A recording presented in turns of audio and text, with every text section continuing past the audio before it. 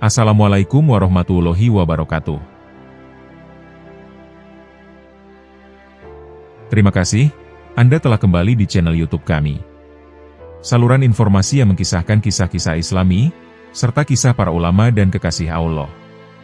Kali ini, kami akan membawakan kisah dari Sang Waliullah dari Kalimantan Selatan, Abah Guru Sekumpul. Siapakah sosok beliau sebenarnya? Bagaimanakah perjalanan hidup beliau? Serta apa saja keistimewaan yang beliau miliki, sehingga peringatan haulnya selalu dihadiri jutaan umat Islam? Untuk mengetahui jawabannya, simak pembahasan kali ini hingga akhir.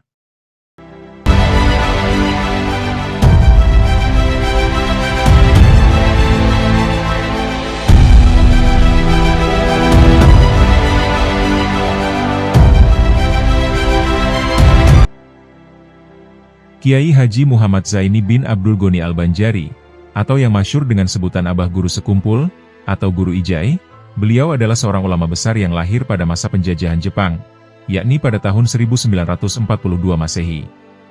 Beliau merupakan putra dari Haji Abdul Ghani bin Haji Abdul Manaf, dan Hajah Masliyah binti Haji Mulia bin Muhyiddin. Dari jalur keturunan, Abah Guru Sekumpul adalah keturunan ke-8 dari ulama besar Tanah Banjar, Maulana Syekh Muhammad Arsyad bin Abdullah Al-Banjari, atau yang kita kenal sebagai Datu Kalampayan. Kelahiran ulama besar ini tidak langsung disambut dengan kegembiraan. Justru suasana cemas menyelimuti keluarga. Bayi yang lahir dari rahim Hajah Masliyah itu tidak menangis sebagaimana lazimnya bayi yang baru terlahir. Matanya terpejam, tubuhnya lemah, dan nyaris tak menunjukkan tanda-tanda kehidupan.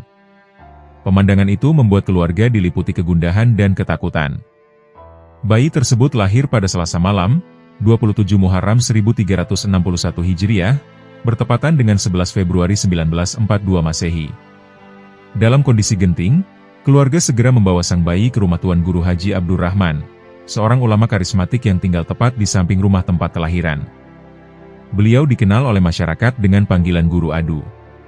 Setibanya di hadapan Guru Adu, sang bayi langsung didoakan dengan penuh kehusyukan. Atas izin Allah, keajaiban pun terjadi. Perlahan bayi itu mulai bernafas, lalu terdengar tangisannya. Kehidupan kembali mengalir dalam tubuh kecil tersebut. Bayi kemudian diserahkan kembali kepada ibunya untuk disusui. Namun kejadian ganjil kembali terulang. Sang bayi menolak menyusu dan terus menangis tanpa henti. Akhirnya, bayi itu kembali dibawa menghadap Guru Adu. Saat itulah Guru Adu menjulurkan lidahnya kepada sang bayi. Dengan izin Allah, bayi tersebut langsung tenang dan menghisap lidah beliau dengan lahap. Peristiwa ini berulang setiap kali sang bayi menangis. Setelah bayi berusia 2 minggu, ayahandanya, Haji Abdul Ghani, merasa cukup menetap di rumah keluarga Abdullah di Desa Tunggul Irang, Martapura. Beliau berniat kembali ke kediamannya di Desa Keraton Martapura, yang berjarak sekitar 1 kilometer.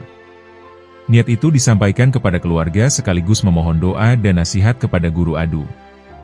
Saat itu, penjajah Jepang memberlakukan jam malam yang sangat ketat. Siapapun yang terlihat keluar malam hari berisiko ditembak di tempat. Namun sekali lagi, keajaiban terjadi. Keluarga yang pulang dengan kendaraan tersebut sama sekali tidak terlihat oleh tentara Jepang. Mereka sampai di rumah dengan selamat berkat doa Guru Adu. Tuan Guru Haji Abdur Rahman dikenal sebagai ulama penjaga wilayah. Keberadaannya di Desa Tunggul Irang menjadi pelindung dari berbagai mara bahaya penjajahan. Setiap kali tentara Jepang hendak memasuki desa tersebut, selalu ada saja kejadian yang menghalangi. Bahkan, diceritakan kapal mereka pernah tenggelam di sungai sebelum sampai ke desa itu. Faktor keselamatan inilah yang menjadi salah satu pertimbangan Haji Abdul Ghani memilih Desa Tunggul Irang sebagai tempat kelahiran putranya, di samping kondisi ekonomi keluarga yang saat itu belum stabil. Pada awalnya, Abah Guru Sekumpul diberi nama Ahmad Kusyairi. Namun, karena sebuah isyarat ilahiyah, nama itu kemudian diganti menjadi Muhammad Zaini. Sebagaimana dikisahkan dalam buku 100 Karomah dan Kemuliaan Abah Guru Sekumpul, perubahan nama itu berawal dari sebuah mimpi. Pada suatu malam, Abah Guru Sekumpul bermimpi bertemu dua pemuda berwajah tampan yang mengaku bernama Saidina Hasan dan Saidina Husain, putra Saidina Ali karramallahu wajah. Dalam pertemuan itu, mereka berbincang panjang. Di akhir percakapan, keduanya memberikan gelar Zainal Abidin kepada Abah Guru Sekumpul, yang berarti perhiasan bagi para ahli ibadah. Tidak hanya itu, beliau juga dikenakan jubah dan selendang sebagai simbol pakaian kaum sufi. Mimpi tersebut kemudian diceritakan kepada ayahandanya. Haji Abdul Ghani memahami isyarat itu, lalu mengganti nama Ahmad Kusyairi menjadi Muhammad Zaini. Sebelum perubahan nama itu diumumkan, terjadi peristiwa yang mengundang keheranan. Sebagaimana dituturkan Kiai Haji Syaifuddin Zuhri, seorang ulama sepuh Martapura bernama Tuan Guru Marzuki datang berkunjung pada pagi hari. Abah Guru sekumpul menyambut beliau dengan penuh adab, mencium dari ujung rambut hingga ujung kaki.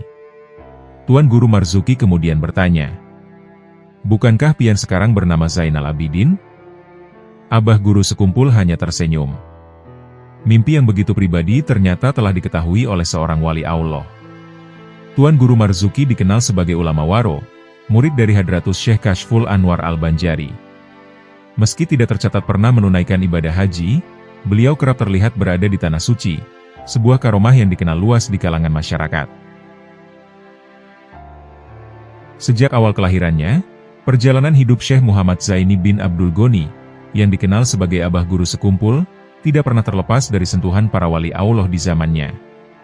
Jika sebelumnya peran besar itu datang dari sosok Tuan Guru Haji Abdur Rahman, maka pada fase berikutnya, Allah menghadirkan seorang wali dari kalangan wanita, yang justru paling dekat dengan kehidupan beliau sejak kecil. Wanita mulia itu adalah Nenek Salbiah, nenek kandung Abah Guru sekumpul. Beliau dikenal sebagai seorang wali majzub, seorang kekasih Allah yang tenggelam dalam mahabbah dan kehadirannya. Di pangkuan nenek inilah, benih-benih tauhid yang murni mulai ditanamkan ke dalam hati Abah Guru sekumpul, bukan dengan ceramah panjang, melainkan melalui senandung, doa, dan zikir yang mengalir lembut setiap kali beliau ditidurkan. Ketika meninabobokan cucunya, Nenek Salbiah sering melantunkan kalimat penuh makna. Ya nafsiyah, Salbiah, ma'ani, manawiyah, mafi kolbi gaurulol. Sebagaimana dikenang sendiri oleh Abah Guru sekumpul, untayan kalimat itu bukan sekedar senandung, melainkan pengajaran tauhid tingkat tinggi. Istilah nafsiyah, salbiyah, ma'ani, dan manawiyah dikenal sebagai sifat-sifat Allah Subhanahu wa Ta'ala, sementara mafi kolbi gaurulol bermakna, tiada di dalam hatiku selain Allah. Menurut keterangan Kiai Haji Syaifuddin Zuhri, Nenek Salbiah adalah seorang wali yang majzub, tenggelam dalam lautan ma'rifat. Aku pernah bertemu langsung dengan beliau, tutur Abah Guru Banjar Indah itu. Rumahnya di Desa Karangan Putih, dekat dengan rumahku. Dalam kesehariannya, Nenek Salbiah dikenal memiliki satu kebiasaan unik. Setiap kali diminta doa, beliau selalu membaca doa yang sama, tanpa pernah mengubahnya. Allahumma robbal hili wal haram, wa robbal masyaril haram, wa robbar rukni wal makom, ablikli sayyidina Muhammadin minas salam. Kebiasaan itu membuat sebagian orang bertanya-tanya. Hingga suatu hari, seseorang memberanikan diri bertanya kepadanya. Kenapa, bila diminta doa, pian selalu membaca doa yang itu saja? Dengan ketenangan seorang wali, Nenek Salbiah menjawab singkat namun syarat makna. Karena bila aku membaca doa itu, Rasulullah berkenan hadir. Menurut penuturan Abah Guru sekumpul, Nenek Salbiah merupakan keturunan Pangeran Abdur Rahim, yang masih memiliki hubungan kekerabatan sebagai sepupu Sunan Giri, salah seorang anggota Wali Songo. Pangeran Abdur Rahim juga bersaudara dengan seorang wali perempuan yang masyhur karena karomahnya, yaitu Fatimah Kanzul, Arsi. Dari nama beliau inilah, sebuah wilayah di Martapura kemudian dikenal dengan sebutan Kampung Keramat.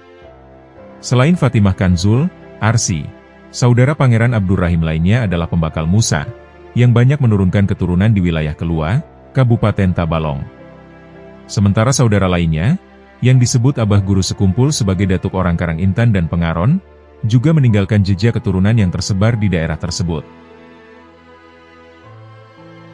Di antara sekian banyak ulama besar yang pernah lahir dari Tanah Banjar, terdapat dua nama yang dikenal luas hingga ke pusat dunia Islam.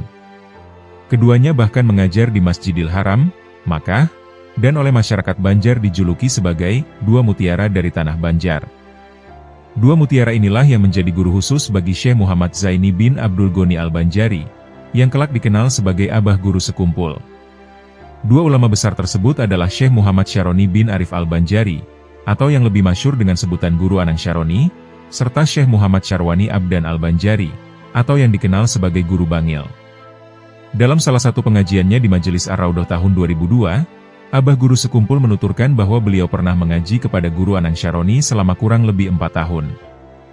Hampir setiap hari beliau duduk di hadapan ulama yang dikenal sebagai ahli tafsir dan ahli hadis itu. Bahkan, tidak jarang dalam satu hari Abah Guru mengaji lebih dari 1 kali.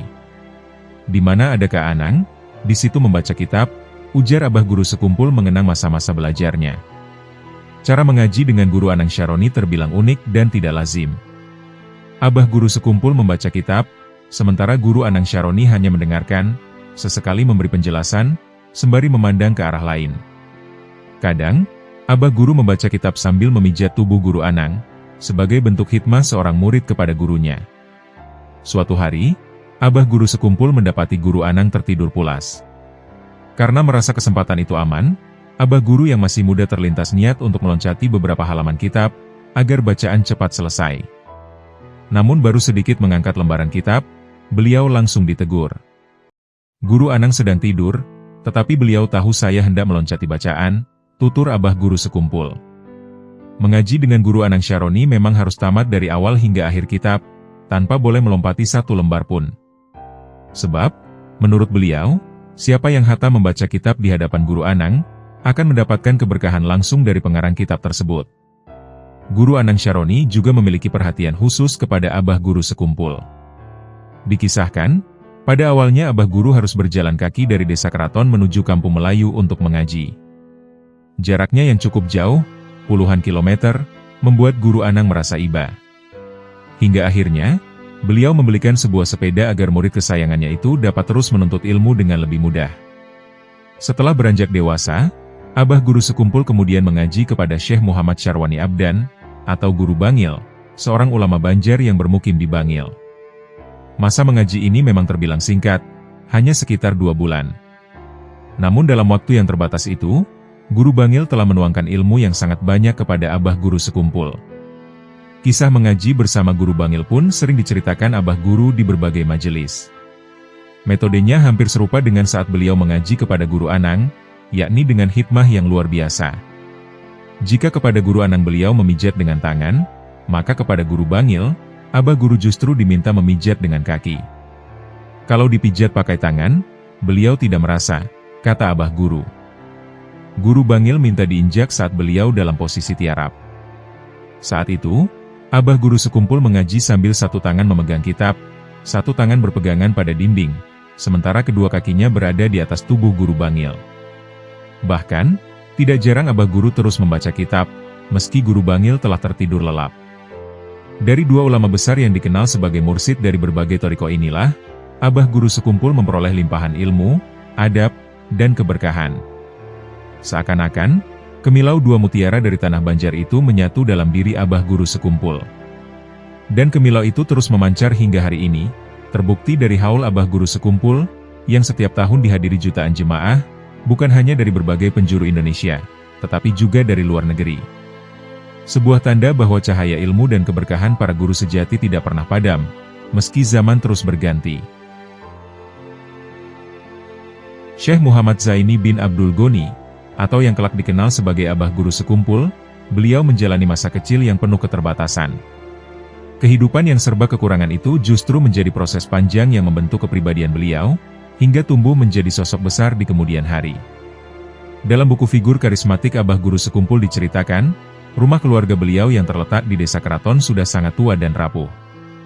Atapnya banyak mengalami kebocoran, sehingga setiap kali hujan turun, Abah Guru bersama keluarganya harus berpindah ke sudut rumah yang dirasa paling aman dari tetesan air. Ayahanda beliau, Al-Arif Billah Abdul Ghani, diketahui beliau bekerja sebagai buruh penggosok intan dengan penghasilan yang sangat terbatas. Upah yang diterima bahkan seringkali tidak mencukupi untuk kebutuhan makan sehari-hari. Dalam kurun waktu kurang lebih 14 tahun, keluarga ini hanya mengandalkan sayur berkuah dari batang pisang sebagai makanan pokok. Sejak kecil, Abah Guru Sekumpul turut membantu perekonomian keluarga dengan ikut bekerja sebagai penggosok intan. Selain itu, beliau juga pernah membantu menjajakan nasi bungkus buatan sang ibu, Hajah Masliyah. Dari hasil penjualan tersebut, 1 bungkus nasi harus dibagi untuk 4 orang, yakni ayah, ibu, Abah Guru, dan adiknya, Siti Rohmah. Kondisi makan satu bungkus nasi untuk berempat ini dialami keluarga Abah Guru selama kurang lebih 8 tahun. Meski hidup dalam himpitan kemiskinan, semuanya dijalani dengan penuh kesabaran. Sang ayah selalu menanamkan nilai untuk tidak mengeluh terhadap keadaan, tidak memperlihatkan kesusahan kepada orang lain, dan sebisa mungkin menghindari berutang. Ketika anak ketiga mereka, Ahmad Ghazali, lahir, Ayahanda Abdul Ghani sempat mencoba mengubah nasib dengan merantau ke Jakarta. Namun usaha tersebut tidak membuahkan hasil. Beliau pun kembali ke kampung halaman dan kembali bekerja sebagai buruh penggosok intan. Setibanya di rumah, beliau justru dihadapkan pada kabar duka, karena anak bungsunya, Ahmad Ghazali, telah wafat. Kehidupan yang serba kekurangan ini terus berlanjut hingga Abah Guru memasuki usia sekolah. Tidak jarang beliau menjadi bahan ejekan dan perlakuan tidak menyenangkan dari sebagian teman sepermainannya. Keadaan semakin berat karena Abah Guru hanya memiliki satu set pakaian, yang dipakai setiap hari. Hal tersebut menimbulkan bau yang kurang sedap, hingga sebagian orang menutup hidung ketika berpapasan dengan beliau.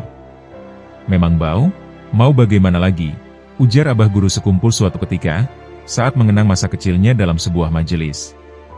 Selain pakaian, Abah Guru sekumpul juga mengenakan sandal dari kayu. Hal ini kembali menjadi bahan olok-olok bagi sebagian teman-temannya. Assalamualaikum ya waliullah, demikian ejekan yang sering dilontarkan kepada beliau. Namun tanpa mereka sadari, ejekan itu justru berubah menjadi doa, yang kelak terjawab oleh perjalanan hidup Abah Guru sekumpul. Al-Arif Billah Abdul Ghani, ayahanda Syekh Muhammad Zaini, dikenal sebagai sosok orang tua yang sangat berhati-hati dalam bersikap. Dari keteladanan beliau inilah, Abah Guru sekumpul tumbuh menjadi pribadi yang berakhlak luhur dan penuh pertimbangan dalam setiap perbuatan. Sikap kehati-hatian Al-Arif Billah Abdul Ghani berakar dari pemahaman tauhid yang kokoh dan mendalam. Hal ini sebagaimana diriwayatkan dalam buku Figur Karismatik Abah Guru Sekumpul, yang mengisahkan sebuah peristiwa syarat pelajaran. Suatu hari, keluarga Abah Guru Sekumpul kedatangan tamu dari kerabat mereka yang berasal dari Kandangan, Kabupaten Hulu Sungai Selatan. Saat itu, kondisi ekonomi keluarga sedang sangat sulit. Abah Guru Sekumpul pun masih belia. Untuk sekadar memenuhi kebutuhan makan sehari-hari saja terasa berat, apalagi untuk menjamu tamu. Meski demikian, Abah Guru merasa tidak tenang jika tamu yang datang tidak disuguhi apapun, walaupun hanya segelas kopi. Karena itulah, beliau berinisiatif meminjam sedikit kopi dari tetangga sekitar rumah, agar tamu tersebut dapat dijamu dengan layak. Tidak lama berselang, tamu itu pun berpamitan pulang. Tak lama kemudian, Ayahanda Abdul Ghani kembali ke rumah setelah seharian bekerja. Beliau terkejut mendapati sebuah gelas kopi di dalam rumah, sesuatu yang jarang bahkan hampir tak pernah ada dalam keseharian keluarga mereka. Siapa yang tadi bertamu, dan dari mana kopi ini? Tanya beliau dengan nada penuh keheranan. Abah Guru Sekumpul lalu menjelaskan bahwa sebelumnya ada tamu dari keluarga di Kandangan. Karena tidak memiliki apa-apa untuk dijamukan, beliau terpaksa meminjam bubuk kopi dari tetangga demi menghormati tamu tersebut. Ayahanda Abdul Ghani memahami niat baik putranya. Namun, beliau memandang bahwa tindakan itu masih perlu diluruskan dari sisi adab kepada Allah Subhanahu wa Ta'ala. Dengan penuh kebijaksanaan, beliau pun menasihati Abah Guru Sekumpul. Aku tidak mengharamkan berutang, ujar beliau, tetapi dalam berutang ada dua perkara yang perlu direnungi. Pertama, seolah-olah kita menganggap Allah belum cukup memberi rezeki. Kedua, seakan-akan kita merasa pasti masih akan hidup panjang untuk membayarnya. Mendengar nasihat yang begitu dalam dan menyentuh itu, Abah Guru Sekumpul pun menyadari kekeliruannya. Dengan penuh adab, beliau segera mengakui kesalahan dan memohon maaf kepada sang ayah. Syekh Muhammad Zaini bin Abdul Ghani Al-Banjari, yang kita kenal sebagai Abah Guru Sekumpul, sejak kecil dibesarkan dengan disiplin yang kuat oleh ayahandanya, Al-Arif Billah Abdul Ghani. Dimanapun Abah Guru berada dan apapun yang beliau lakukan, selalu berada dalam pengawasan dan perhatian sang ayah. Walaupun di masa kanak-kanak Abah Guru tetap bermain dan bergaul layaknya anak-anak seusianya, namun di bawah didikan ayahnya, ada batasan-batasan tegas yang tidak boleh dilanggar. Pendidikan ini bukan sekadar melarang, melainkan membentuk adab, kontrol diri, dan tanggung jawab sejak dini. Dalam buku Figur Karismatik Abah Guru Sekumpul diceritakan sebuah peristiwa yang menjadi bukti ketatnya pendidikan tersebut. Suatu hari, Abah guru kecil diajak oleh seorang temannya berjalan-jalan ke Pasar Martapura, yang jaraknya tidak jauh dari kediaman mereka di desa Keraton. Sesampainya di pasar, sang teman mengajak Abah guru untuk masuk ke bioskop. Ajakan itu langsung beliau tolak. Namun, temannya terus membujuk berkali-kali. Hingga akhirnya, dengan sedikit paksaan, Abah guru pun terpaksa masuk ke dalam bioskop tersebut. Akan tetapi, belum sempat Abah guru menyaksikan apapun, tiba-tiba listrik di dalam bioskop padam. Akibatnya, pemutaran film tidak dapat berlangsung, dan Abah guru sama sekali tidak melihat tayangan apapun. Meski demikian, kabar bahwa beliau sempat masuk bioskop akhirnya tetap terdengar oleh sang ayah. Setibanya di rumah, Abah guru langsung mendapat hukuman. Beliau diikat pada tiang rumah, lalu dinyalakan dupa di dekat wajahnya, hingga beliau merasakan panas yang menyengat. Hukuman itu diberikan sebagai bentuk pendidikan dan penegasan batasan. Saat hukuman berlangsung, keadaan alam mendadak berubah. Angin bertiup sangat kencang, menciptakan suasana yang terasa tidak biasa. Nenek beliau, Salbiah, yang dikenal sebagai seorang wali majzub dan memiliki kepekaan batin, melihat adanya kejanggalan antara kondisi alam dengan peristiwa yang sedang terjadi. Beliau pun meminta kepada putranya, Al-Arif Billah Abdul Ghani, agar hukuman tersebut dihentikan. Setelah permintaan itu dipenuhi, hukuman pun segera disudahi.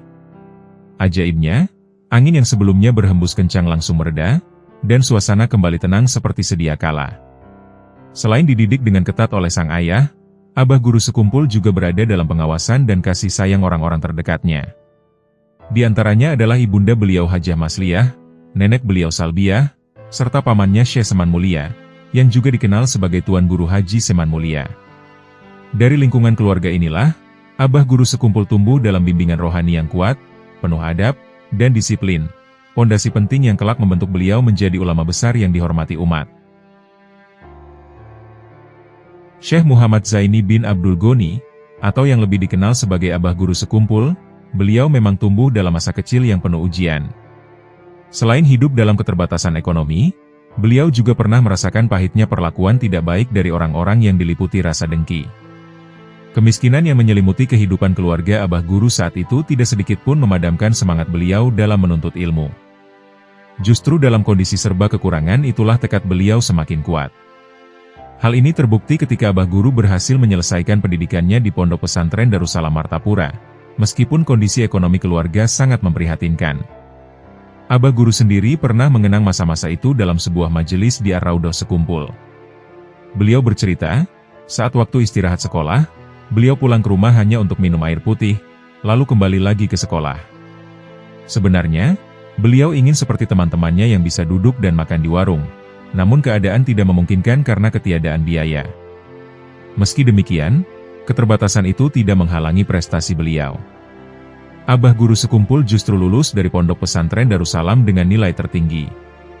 Dalam ijazahnya tertulis predikat Jaid Mumtaz, dengan nilai rata-rata sempurna, yakni 10. Menurut Kiai Haji Muhammad Ansori Al-Karim, penulis buku figur karismatik Abah guru sekumpul, sejak usia kanak-kanak Abah guru telah menunjukkan kecerdasan yang menonjol serta tekad luar biasa dalam mencari ilmu. Di samping usaha yang sungguh-sungguh, beliau juga senantiasa mendapatkan pertolongan Allah Subhanahu wa Ta'ala dalam melewati berbagai kesulitan hidup. Abah guru sendiri pernah menceritakan kejadian yang beliau alami menjelang waktu ulangan. Beliau mengaku sering mendapatkan mimpi tentang soal-soal yang akan diujikan keesokan harinya. Menariknya, dalam mimpi tersebut, jawaban-jawaban soal pun seakan diperlihatkan. Karena itulah, ketika ulangan berlangsung, Abah guru dapat mengerjakan soal-soal dengan mudah dan meraih nilai sempurna. Namun, prestasi yang gemilang itu justru memicu rasa iri di hati sebagian teman. Ada yang menuduh Abah guru bermain mata dengan wali kelas, karena beliau selalu mendapatkan nilai tinggi dan mampu menjawab soal-soal dengan cepat. Rasa dengki itu perlahan berubah menjadi permusuhan. Bahkan, karena kesalahpahaman tersebut, Abah guru pernah mengalami kekerasan dan dikeroyok oleh beberapa temannya. Meski demikian, beliau sama sekali tidak membalas perlakuan kasar itu dengan kekerasan serupa. Dengan keluhuran akhlaknya, Abah guru justru memaklumi keadaan mereka. Beliau memilih untuk memaafkan, bahkan sebelum orang-orang yang menyakitinya meminta maaf. Sikap inilah yang kelak menjadi salah satu ciri utama kepribadian Abah guru sekumpul, lembut, pemaaf, dan penuh kasih, meski hidup beliau sejak kecil syarat dengan ujian. Setelah menyelesaikan pendidikannya di Pondok Pesantren Darussalam Martapura, Syekh Muhammad Zaini bin Abdul Ghani Al-Banjari, atau yang lebih dikenal sebagai Abah Guru Sekumpul, kemudian diminta untuk mengabdi sebagai pengajar di pesantren tersebut. Hal ini sebagaimana dituturkan oleh Kiai Haji Ansori Al-Karim dalam buku Figur Ulama Karismatik Abah Guru Sekumpul. Permintaan agar Abah Guru mengajar datang langsung dari para ulama senior Darussalam, yang kelak dikenal sebagai tokoh-tokoh utama di lingkungan pesantren itu. Di antaranya adalah Syekh Abdul Qadir Hasan Al-Banjari, yang masyhur dengan sebutan Guru Tuha, Syekh Muhammad Syaroni Arif Al-Banjari atau Tuan Guru Haji Anang Syaroni Arif, serta Syekh Salim Maruf Al-Banjari, ayah dari mantan Bupati Banjar, Kiai Haji Holilur Rohman. Permintaan tersebut tidak serta-merta diterima begitu saja oleh Abah Guru. Beliau terlebih dahulu menyampaikannya kepada sang ayah, Al-Arif Billah Abdul Ghani. Setelah mempertimbangkannya, sang ayah mengizinkan Abah Guru untuk mengajar di Pondok Pesantren Darussalam, namun dengan satu syarat penting, beliau tidak diperkenankan menikmati gaji dari pesantren. Amanah tersebut dijalankan Abah Guru dengan penuh ketaatan. Setiap honor yang diterima dari hasil mengajar, seluruhnya disalurkan kepada para santri yang kurang mampu, hingga tidak tersisa sedikit pun di tangan beliau. Bahkan, sebagai bentuk kehati-hatian dalam menjaga keikhlasan saat menyampaikan ilmu agama, Abah Guru juga memilih untuk tidak menerima air minum yang biasanya disediakan oleh para santri bagi guru yang sedang mengajar. Padahal, kebiasaan menyediakan minum untuk pengajar telah lama berlaku di Pondok Pesantren Darussalam. Meski demikian, sikap tersebut hanya beliau terapkan untuk diri sendiri, tanpa melarang para santri melayani guru-guru yang lain. Pada masa awal mengajar di pesantren, Abah Guru Sekumpul masih berstatus bujang. Beliau baru menikah pada usia sekitar 33 tahun, yakni pada tahun 1975 Masehi.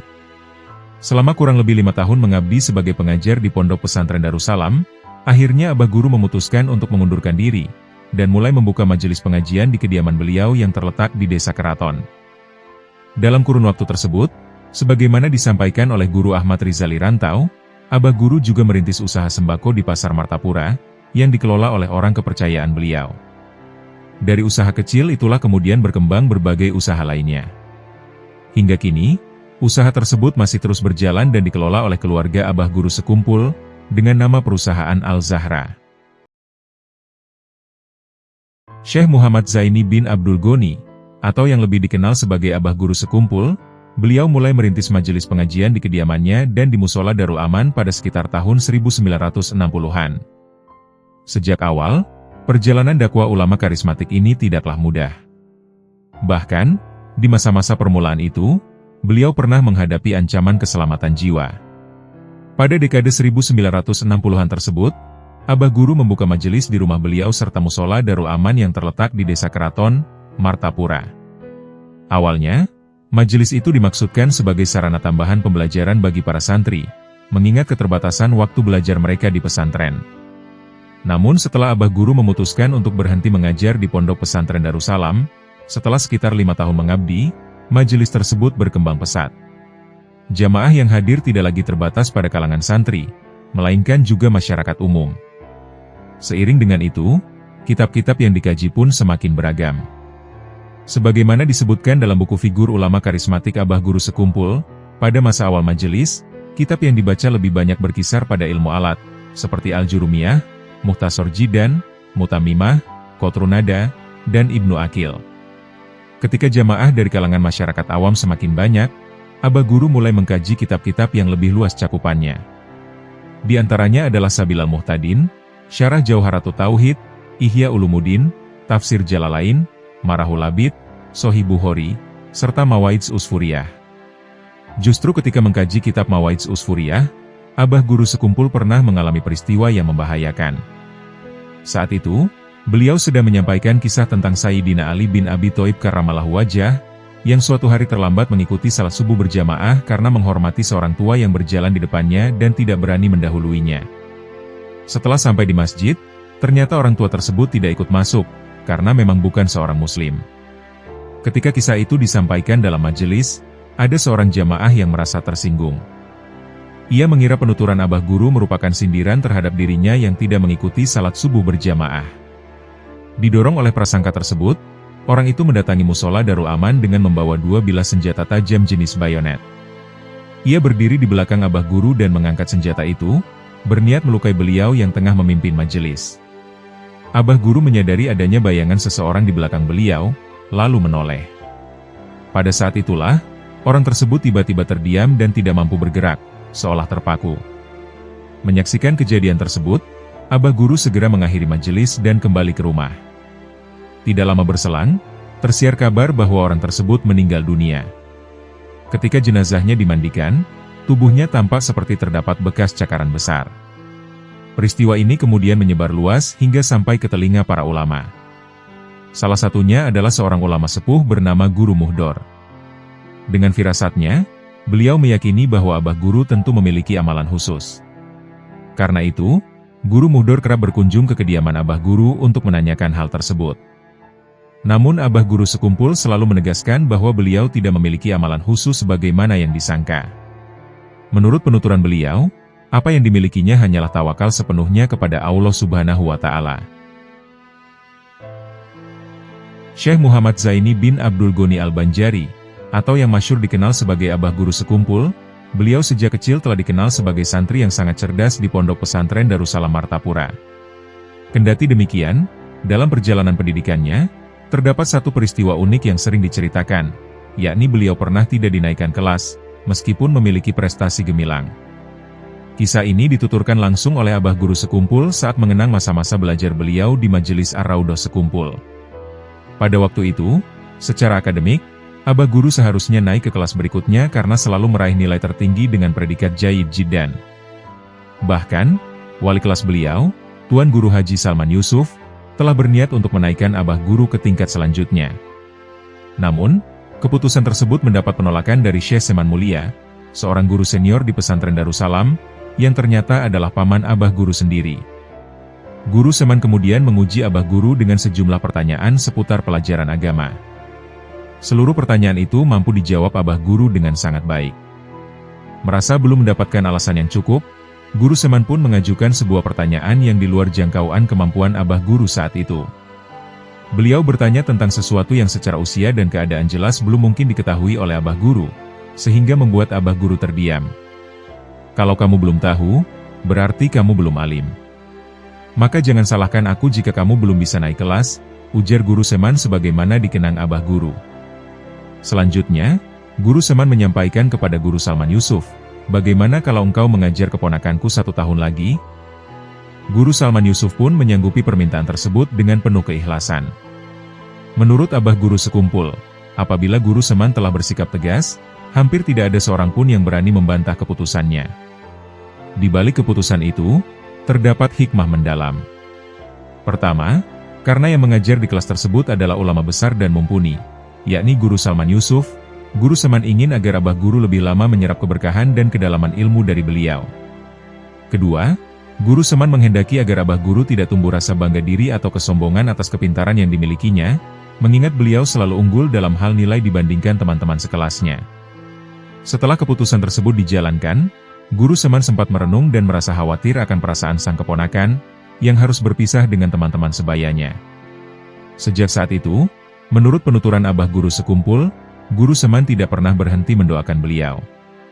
Hijabku dibukakan berkat doa Guru Seman, ungkap Abah Guru Sekumpul, seraya menyampaikan bahwa kemampuan melihat hal-hal yang tidak disaksikan oleh orang awam tersebut merupakan buah dari doa dan perhatian sang paman. Pada tahun 1975 Masehi, ketika Syekh Muhammad Zaini bin Abdul Ghani menginjak usia 33 tahun, terlintas dalam diri beliau niat untuk menapaki jenjang pernikahan. Sebelum maksud tersebut disampaikan kepada para guru dan kerabat guna memohon restu, Allah terlebih dahulu memperlihatkan tanda-tanda yang menguatkan niat tersebut. Sebagaimana dituturkan oleh Kiai Haji Ansori El-Karim dalam buku Figur Karismatik Ulama Abah Guru Sekumpul, Abah Guru Sekumpul pernah menceritakan rangkaian peristiwa yang mengiringi rencana pernikahan pertamanya. Pada awalnya, Abah Guru ingin bermusyawarah dengan sang paman, Syekh Seman Mulia. Namun niat itu beliau urungkan, karena pada masa itu Guru Seman sendiri belum menikah dan bahkan dikenal dengan sebutan Guru Seman Bujang. Di tengah kebimbangan tersebut, Allah menurunkan petunjuk melalui seorang Habib, yang dalam mimpinya berjumpa dengan Rasulullah SAW. Dalam mimpi itu, Rasulullah menyampaikan pesan yang kurang lebih bermakna. Itu Zaini, dia hendak menikah. Ia rajin membaca maulidku, memuji aku, dan mengajarkan ilmuku. Bantulah dia, dan engkau harus ikut turun tangan.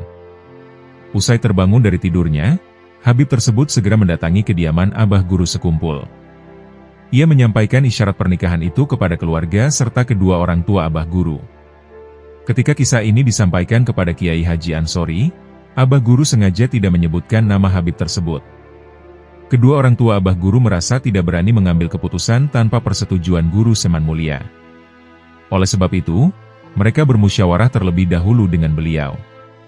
Dalam musyawarah tersebut, Guru Seman menyarankan agar abah guru memohon izin dan restu kepada Syekh Muhammad Syarwani Abdan, yang masyhur dikenal sebagai Guru Bangil. Guru Bangil menyambut baik niat tersebut dan memberikan persetujuan.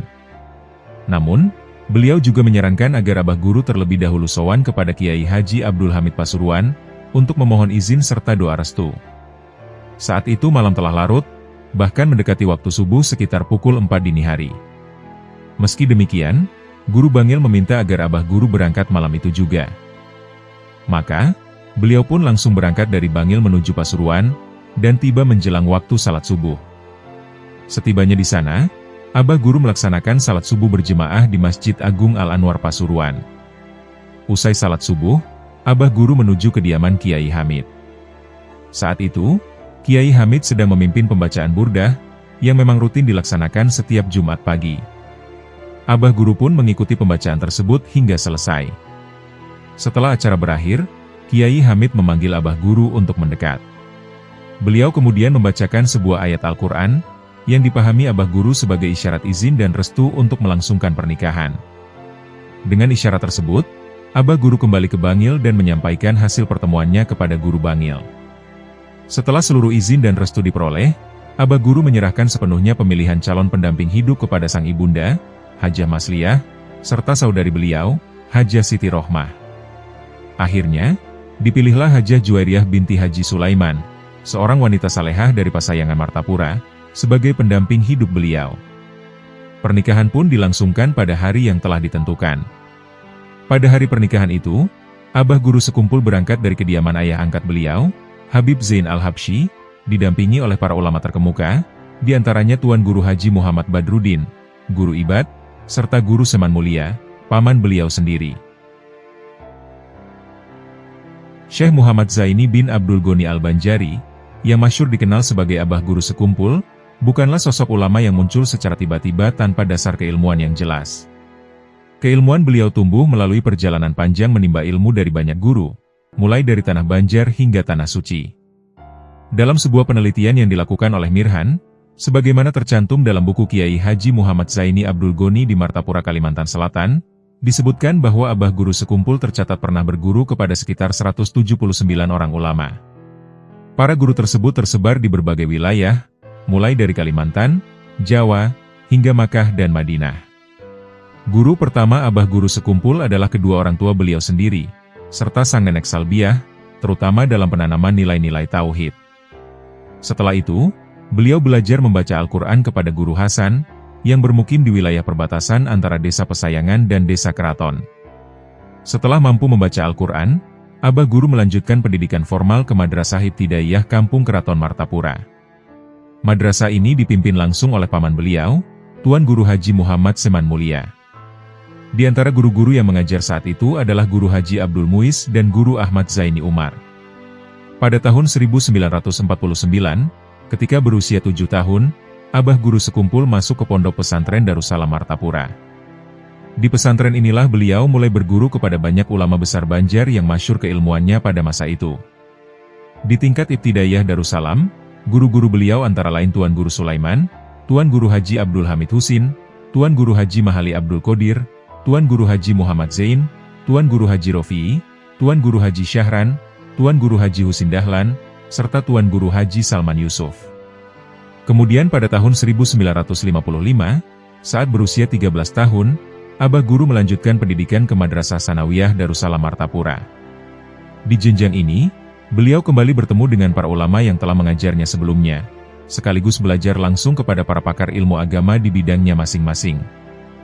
Di antara guru-guru beliau di tingkat sanawiyah adalah Tuan Guru Haji Husin Dahlan, Tuan Guru Haji Salman Yusuf, Tuan Guru Haji Husin Qodri, Tuan Guru Haji Salim Aruf, Tuan Guru Haji Seman Mulia, Tuan Guru Haji Salman Abdul Jalil, serta Tuan Guru Haji Syaroni Arif. Tidak hanya mengandalkan pendidikan formal di pesantren, Abah Guru Sekumpul juga aktif menimba ilmu di luar jam pelajaran. Beliau belajar langsung kepada para ulama di luar Darussalam, di antaranya Tuan Guru Haji Nasrun Thohir, pendiri Madrasah Aliyah Hidayatullah Martapura, Tuan Guru Haji Muhammad di Rantau, Tuan Guru Haji Muhammad Aini, Tuan Haji Aini, di Kandangan, serta Tuan Guru Haji Abdurrahman Kopi di Barabai. Adapun guru-guru beliau di luar Kalimantan Selatan, antara lain Syekh Muhammad Syarwani Abdan Al-Banjari, Guru Bangil, Habib Muhammad Ba'abud Lawang, Habib Muhammad bin Husin Al-Idrus, Habib Neon, Surabaya, Kiai Haji Abdul Hamid Pasuruan, serta Kiai Falak atau Mama Falak Bogor. Sementara itu, di Tanah Suci, Abah Guru Sekumpul berguru kepada ulama-ulama besar, seperti Syekh Yasin bin Isa Al-Fadani, Syekh Hasan Masyad, Syekh Ismail Al-Yamani, Syekh Abdul Qadir Albar, serta Sayyid Amin Qutbi. Selain guru-guru Zohir, Abah Guru Sekumpul juga memiliki pembimbing secara ruhani. Dalam buku figur karismatik ulama Banjar Abah Guru Sekumpul, disebutkan bahwa di antara guru rohani beliau adalah Tuan Guru Haji Ali Junaidi Berau serta Tuan Guru Sapat, yang dikenal pula dengan nama Syekh Abdurrahman Sidik Al-Banjari.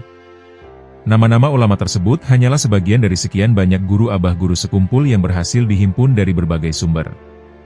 Dari merekalah terbentuk keilmuan, akhlak, dan kedalaman spiritual yang kemudian memancar kuat dalam diri Syekh Muhammad Zaini bin Abdul Ghani Al-Banjari. Syekh Muhammad Zaini bin Abdul Ghani Al-Banjari, atau yang lebih dikenal sebagai Abah Guru Sekumpul, beliau dikenal luas sebagai ulama yang sangat dermawan. Kedermawanan beliau bukan hanya terlihat sesekali, melainkan menjadi amalan rutin yang terus dijaga. Setiap pekan, Abah Guru mengalokasikan dana yang jumlahnya mencapai 1 miliar rupiah untuk membantu fakir miskin, anak yatim piatu, serta para janda lanjut usia. Menurut penuturan Tuan Guru Haji Syaifuddin Zuhri, pada masa lalu di Martapura terdapat seorang ulama bernama Tuan Guru Haji Husin Ali. Beliau merupakan pengajar di Pondok Pesantren Darussalam Martapura, namun tidak membuka majelis pengajian di rumahnya, berbeda dengan kebiasaan kebanyakan ulama lainnya. Guru Husin Ali dikenal sebagai sosok yang sangat peduli terhadap kehidupan anak-anak yatim, fakir miskin, dan para janda tua. Demi membantu mereka, selain mengajar di pesantren dan aktif berkhidmat di organisasi Nahdlatul Ulama, beliau juga menekuni usaha jual beli permata di luar jam mengajar. Masih menurut keterangan Abah Guru Banjar Indah, dari hasil usaha permata tersebut, 3 bagian keuntungan secara khusus disalurkan oleh Guru Husin Ali kepada kaum duafa yang telah beliau data satu persatu. Penyaluran bantuan itu dilakukan secara rutin hingga mendekati wafatnya Guru Husin Ali. Setelah Guru Husin Ali wafat, amanah untuk menyantuni mereka diteruskan kepada Tuan Guru Haji Seman Mulia. Sejak saat itu, Guru Seman mengambil alih tanggung jawab tersebut, menggunakan hasil usaha yang beliau jalankan sendiri. Kemudian, setelah Guru Seman Mulia wafat, seluruh tanggungan para penerima santunan itu diserahkan kepada Abah Guru Sekumpul. Oleh Abah Guru, jumlah penerima bantuan tersebut tidak hanya diteruskan, namun ditingkatkan hingga 5 kali lipat, sehingga jumlahnya mencapai sekitar 1.500 orang, sebagaimana disampaikan Abah Guru Banjar Indah. Besarnya kepedulian itu berbanding lurus dengan dana yang dikeluarkan. Setiap minggu, Abah Guru Sekumpul mengeluarkan sekitar 1 miliar rupiah, sehingga dalam 1 bulan, yang rata-rata terdiri dari 4 pekan, total santunan yang disalurkan mencapai 4 miliar rupiah. Sementara itu, Habib Ahmad Al-Qodri, salah seorang sahabat dekat Abah Guru Sekumpul, menuturkan bahwa dalam keseharian, Abah Guru memasak 5 karung beras setiap hari untuk dibagikan kepada masyarakat sekitar. Pada hari-hari tertentu, beliau secara khusus memberikan santunan kepada keturunan Nabi Muhammad SAW. Para janda tua dari keturunan Rasulullah itu mendapatkan santunan, jelas Habib Ahmad Al-Qodri. Kedermawanan Abah Guru Sekumpul bukan sekadar bentuk kepedulian sosial, melainkan wujud nyata dari cinta beliau kepada sesama, serta pengamalan ajaran Rasulullah SAW dalam kehidupan sehari-hari. Perpindahan Guru Zaini dari Desa Keraton menuju kawasan Sungai Kacang, atau yang kelak dikenal dengan nama wilayah Sekumpul, ternyata perpindahan itu bukanlah peristiwa yang tiba-tiba. Jauh sebelum kepindahan itu terjadi, 2 orang ulama telah lebih dahulu mengetahuinya. Ulama pertama adalah Habib Zain bin Muhammad Al-Habsyi, ayah angkat Abah Guru Sekumpul. Melalui kasyaf yang dianugerahkan Allah kepadanya, Habib Zain telah mengetahui rencana kepindahan itu bertahun-tahun sebelum benar-benar terlaksana. Suatu ketika, beliau pernah berujar kepada Abah Guru, "Zaini, kelak suatu hari kamu akan pindah ke kampung Jawa." Ulama kedua yang juga mengetahui kepindahan tersebut adalah guru utama Abah Guru sendiri, yaitu Syekh Muhammad Syarwani Abdan, atau yang lebih dikenal dengan sebutan Guru Bangil. Pengetahuan Guru Bangil tentang kepindahan itu diperoleh setelah Abah Guru menyampaikan niatnya secara langsung, seraya memohon izin dan restu. Guru Bangil pun merestui rencana tersebut, bahkan memberikan sebuah nasihat penting, agar musola yang kelak dibangun diberi nama Ar-Raudhoh, mengambil berkah dari Raudhoh yang mulia di Masjid Nabawi Madinah. Mudah-mudahan semua yang hadir di sini kelak menjadi penghuni Raudhoh, taman-taman surga, tutur Abah Guru Sekumpul dalam salah satu majelisnya. Adapun salah satu alasan utama kepindahan Abah Guru dari Desa Keraton adalah karena wilayah tersebut tidak lagi mampu menampung membludaknya jemaah yang hadir di majelis beliau. Pada era 1980-an, jemaah yang datang bahkan meluber hingga ke jalan provinsi, tepatnya Jalan Ahmad Yani, sehingga lalu lintas di kawasan itu kerap terganggu. Menyadari kondisi tersebut, Abah Guru mulai merencanakan perpindahan ke daerah Sungai Kacang. Saat itu, kawasan tersebut masih berupa hutan belantara. Dalam buku figur karismatik Abah Guru Sekumpul disebutkan bahwa daerah tersebut dulunya dikenal sebagai tempat persembunyian para pencuri dan perampok. Namun, selain harga tanahnya yang relatif murah, lokasi itu juga jauh dari keramaian kota, sehingga dinilai lebih sesuai untuk kegiatan dakwah dan majelis ilmu. Setelah pembangunan kediaman dan sarana ibadah mulai rampung pada dekade 1990-an, Abah Guru pun resmi menetap di Sungai Kacang. Sejak saat itu, kawasan tersebut diberi nama baru, yaitu Sekumpul. Sekumpul bermakna berkumpul. Insya Allah, kita akan berkumpul di sini, dan kelak dikumpulkan pula hingga ke surga, jelas Abah Guru Sekumpul saat menerangkan makna penamaan Sekumpul dalam majelis beliau. Ada pula kisah tentang Habib Soleh bin Syekh Abu Bakar, seorang Habib asal Jawa yang kemudian menetap di Kalimantan Selatan dan mengajar di pesantren Al-Falah bersama istrinya yang baru dinikahi. Karena kehidupan yang sangat sederhana, sang istri merasa tidak betah dan akhirnya pulang ke Jawa meninggalkan Habib Soleh. Dalam kegundahannya, Habib Soleh mengadu kepada Abah Guru Sekumpul. Abah Guru Sekumpul lalu menyuruhnya masuk ke kamar, membuka jendela, dan memanggil nama istrinya dengan suara keras sebanyak 3 kali. Meski merasa heran, Habib Soleh tetap menjalankan perintah itu. Malam itu ia menginap di rumah Abah Guru Sekumpul, namun sulit tidur karena masih diliputi keraguan. Setelah salat subuh dan wirid, barulah ia tertidur. Pagi harinya, Abah Guru Sekumpul mengajaknya berziarah.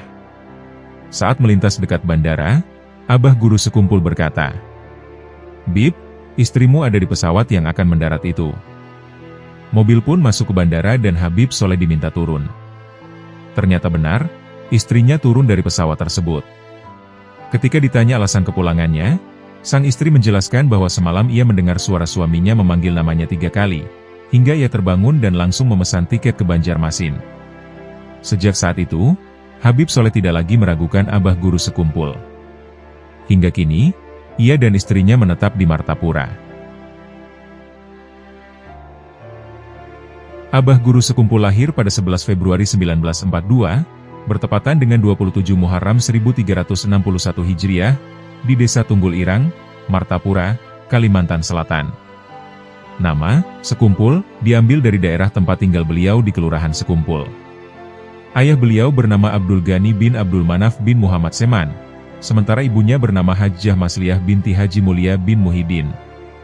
Abah Guru Sekumpul merupakan keturunan ke-8 dari ulama besar Banjar, Maulana Syekh Muhammad Arsyad Al-Banjari, dengan silsilah Muhammad Zaini, bin Abdul Ghani, bin Abdul Manaf, bin Muhammad Seman, bin Muhammad Sa'ad, bin Abdullah, bin Mufti Muhammad Khalid, bin Hasanuddin, bin Syekh Muhammad Arsyad Al-Banjari. Beliau dikenal memiliki majelis pengajian yang dihadiri ribuan jamaah. Awalnya, pengajian tersebut ditujukan untuk menunjang pelajaran santri pondok pesantren Darussalam Martapura, dengan kajian kitab-kitab ilmu alat seperti Nahwu dan Shorof. Seiring waktu, jamaah semakin beragam, mulai dari santri hingga masyarakat umum, dan kajian pun berkembang mencakup fikih, tasawuf, tafsir, serta hadis. Dalam pengajian tersebut, Abah Guru Sekumpul juga menghidupkan pembacaan Maulid Al-Habsyi atau Simtud Durar karya Al-Habib Ali bin Muhammad Al-Habsyi, disertai lantunan qosidah pujian kepada Nabi Muhammad SAW. Karena majelis di Keraton Martapura tidak lagi mampu menampung jamaah, beliau memutuskan pindah ke tempat yang lebih luas. Pada sekitar tahun 1980-an, Abah Guru Sekumpul menetap di kawasan Sungai Kacang dan menjadikannya pusat pengajian yang kemudian dikenal dengan nama Kompleks Ar-Raudhoh, merujuk pada Raudhoh di Masjid Nabawi, Madinah.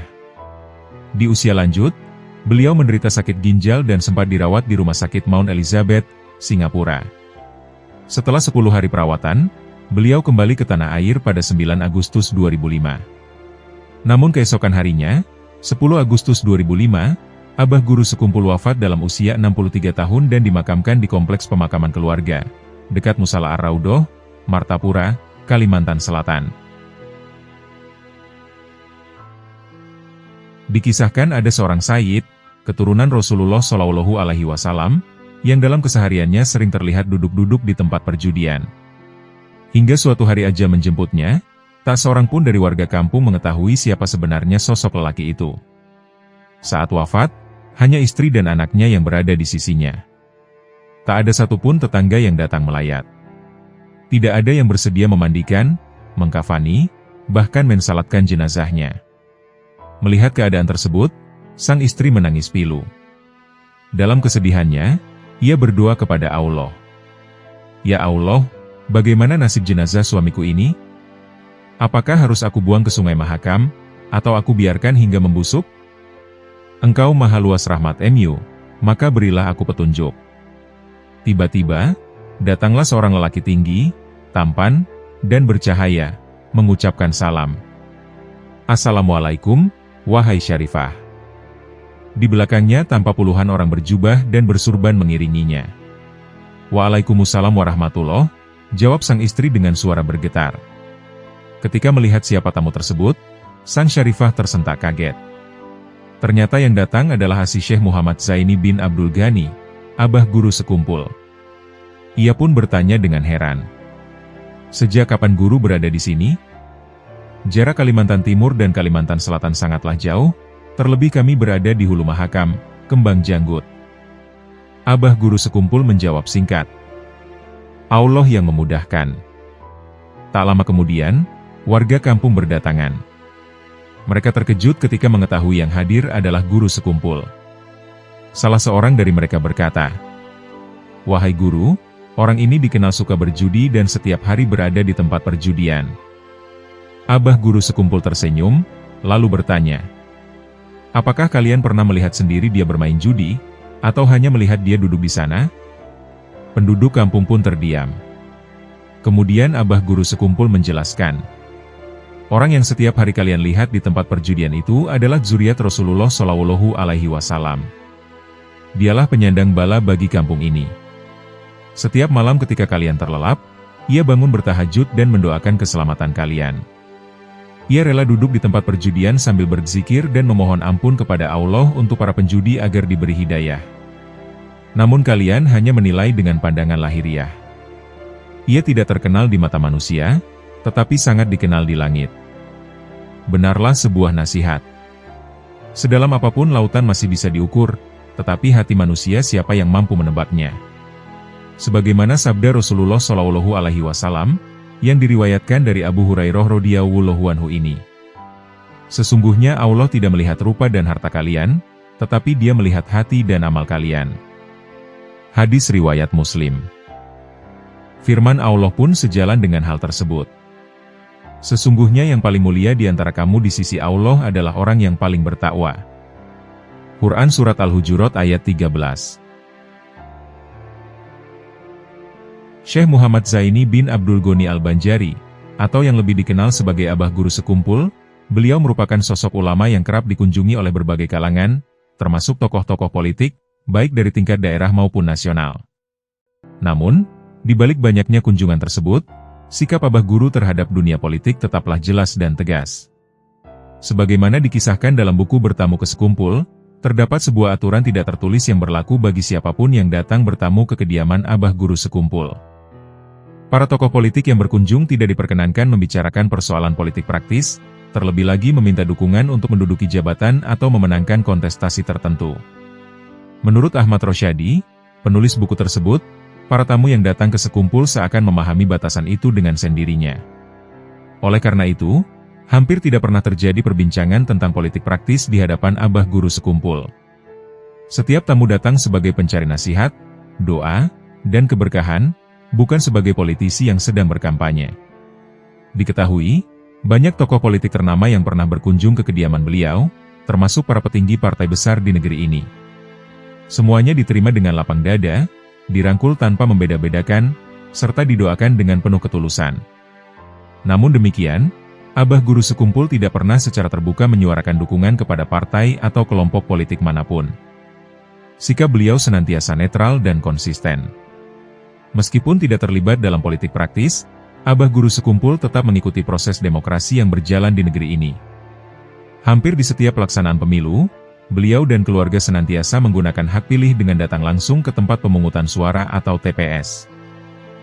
Hanya pada pemilu tahun 2004, Abah Guru mencoblos dari kediaman beliau. Hal itu dilakukan karena kondisi kesehatan beliau yang tidak memungkinkan untuk datang ke TPS.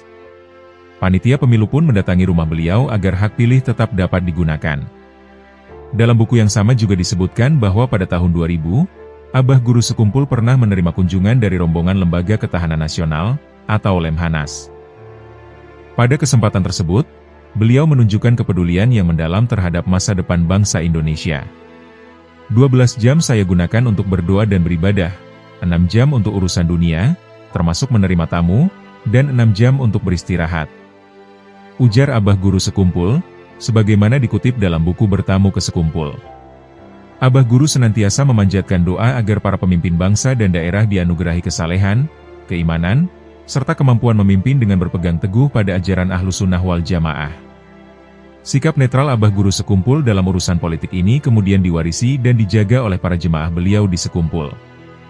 Hal itu tampak jelas setiap peringatan Haul Abah Guru Sekumpul pada 5 Rojab, di mana kawasan Haul selalu bersih dari alat peraga kampanye atau APK apapun.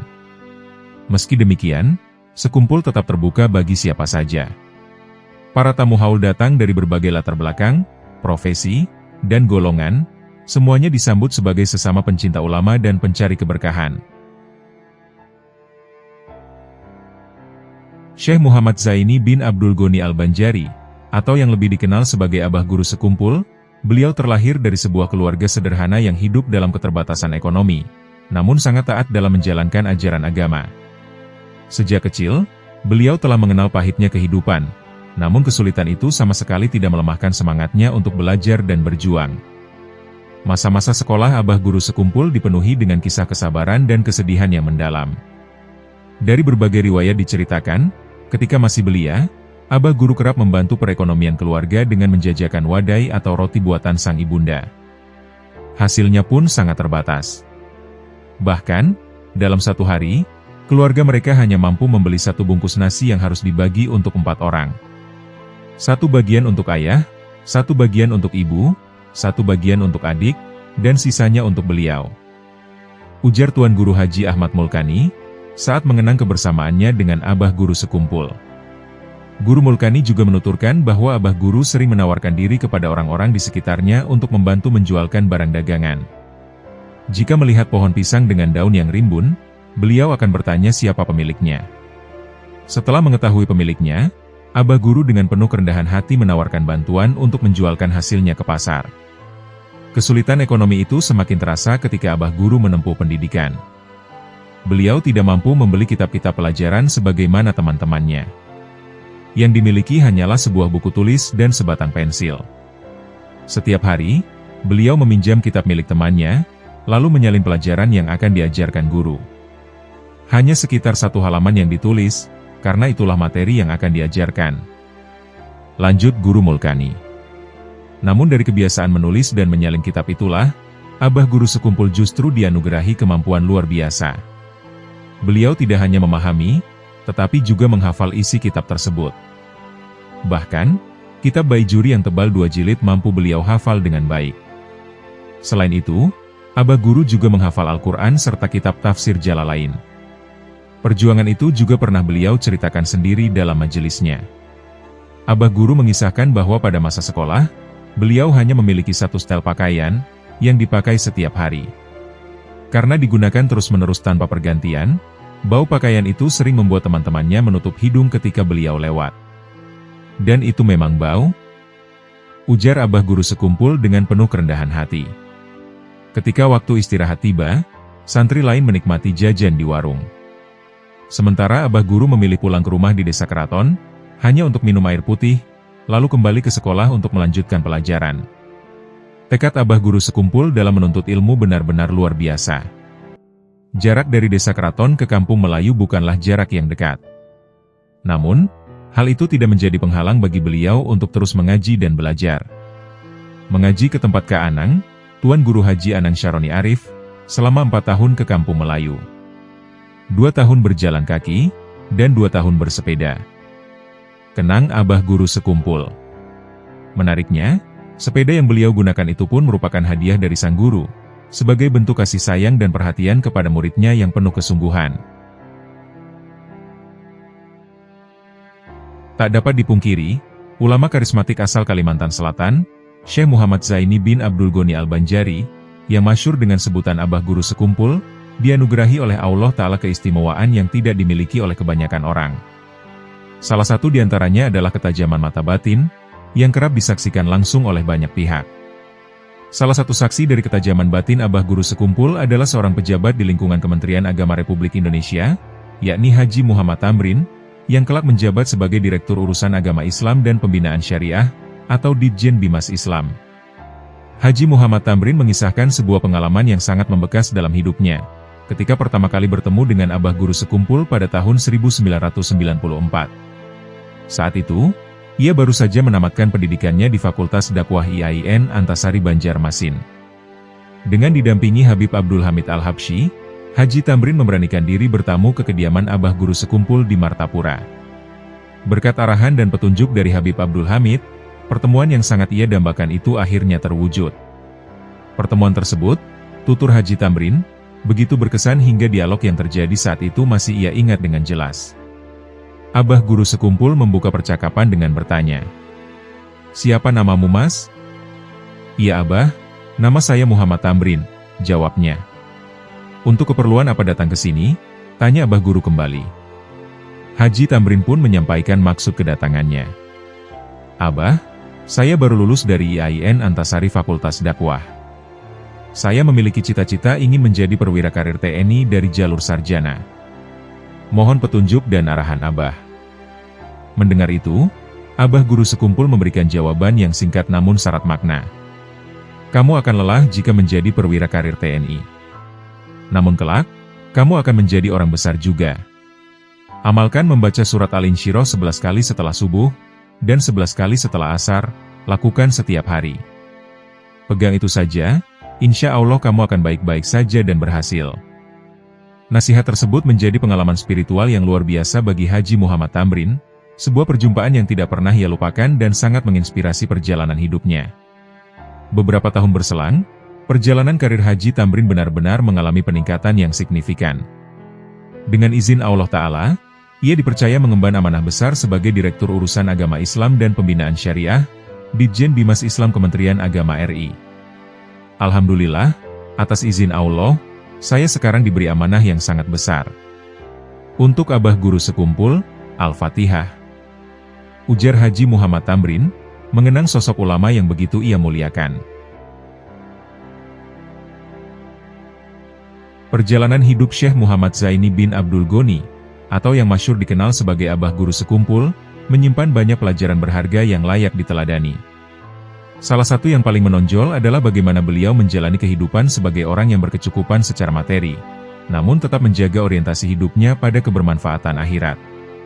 Tidak dapat dipungkiri, Abah Guru sekumpul adalah sosok yang dianugerahi kekayaan oleh Allah Ta'ala. Kediaman beliau tercatat sebagai rumah terbesar di kawasan Ar-Raudhah sekumpul. Kendaraan yang beliau miliki pun termasuk kategori mobil mewah dan tergolong langka pada masanya. Namun, seluruh kemewahan itu sama sekali tidak menjadikan beliau larut dalam cinta dunia. Sebagaimana dijelaskan dalam buku Figur Karismatik Abah Guru Sekumpul karya Kiai Haji Muhammad Ansori Al-Karim, Abah Guru menjalani konsep zuhud sebagaimana didefinisikan oleh Imam Al-Ghazali. Zuhud bukanlah meninggalkan dunia sepenuhnya, melainkan mengalihkan kecintaan dari sesuatu yang fana menuju sesuatu yang lebih baik dan kekal. Artinya, seseorang boleh memiliki harta, namun hatinya tidak bergantung padanya. Sikap inilah yang tercermin kuat dalam kehidupan Abah Guru Sekumpul. Kekayaan yang beliau miliki bukan untuk ditumpuk, melainkan untuk disalurkan demi kemaslahatan umat. Beliau dikenal sangat dermawan dalam menginfakkan hartanya, baik untuk pembangunan sarana ibadah seperti musola, masjid, dan lembaga pendidikan, maupun untuk membantu fakir miskin, anak yatim, janda-janda duafa, keluarga para guru beliau, serta biaya pengobatan orang-orang yang tidak mampu. Besarnya kedermawanan Abah Guru Sekumpul pernah diungkapkan oleh Tuan Guru Haji Syaifuddin Zuhri, yang dikenal pula dengan sebutan Guru Banjar Indah. Dalam penuturannya yang dikutip dalam buku Abah Guru dalam Kenangan, beliau menyebutkan bahwa jumlah santunan yang dikeluarkan Abah Guru Sekumpul mencapai angka yang sangat besar. 1 miliar rupiah setiap minggu, untuk sekitar 1.500 orang. Minggu berikutnya, diberikan lagi kepada fakir miskin di kampung yang lain. Ujar Guru Syaifuddin. Demikianlah potret keteladanan Abah Guru Sekumpul dalam memaknai kekayaan. Bagi beliau, harta bukanlah tujuan, melainkan sarana untuk mendekatkan diri kepada Allah dan menebar manfaat seluas-luasnya bagi sesama. Sebuah pelajaran berharga, bahwa kekayaan sejati bukan diukur dari seberapa banyak yang dimiliki, melainkan seberapa besar yang dibagikan. Abah Guru Sekumpul merupakan ulama karismatik asal Martapura, Kalimantan Selatan, yang namanya kini dikenal luas hingga ke berbagai penjuru negeri, bahkan mancanegara. Beliau adalah sosok ulama yang sangat disegani dan dihormati oleh masyarakat, bukan hanya karena keluasan ilmunya, tetapi juga karena akhlak dan keteladanannya. Sebagaimana para ulama besar lainnya, Abah Guru Sekumpul dianugerahi berbagai keistimewaan oleh Allah Ta'ala. Di antara keistimewaan tersebut, terdapat sebuah kisah yang hingga kini masih dikenang oleh masyarakat Martapura. Menurut sebuah riwayat, pada suatu masa, wilayah Martapura pernah dilanda musibah kemarau panjang. Lebih dari 3 bulan lamanya, hujan tak kunjung turun. Langit Kalimantan Selatan seakan tertutup rapat, sumur-sumur mengering, dan persediaan air bersih semakin menipis. Ladang-ladang warga pun mulai retak dan mengering, membuat masyarakat diliputi kecemasan akan masa depan mereka. Dalam kondisi penuh kegelisahan itu, masyarakat Martapura mendatangi kediaman Abah Guru Sekumpul. Mereka memohon agar beliau berkenan memanjatkan doa kepada Allah Subhanahu wa Ta'ala, agar hujan segera diturunkan dan musibah kekeringan segera berakhir. Melihat kegundahan umat, Abah Guru Sekumpul tidak menunda permintaan tersebut. Dengan penuh ketawaduan, beliau langsung mengabulkan permohonan masyarakat, lalu berdiri di depan rumah beliau, tepat di dekat sebatang pohon pisang.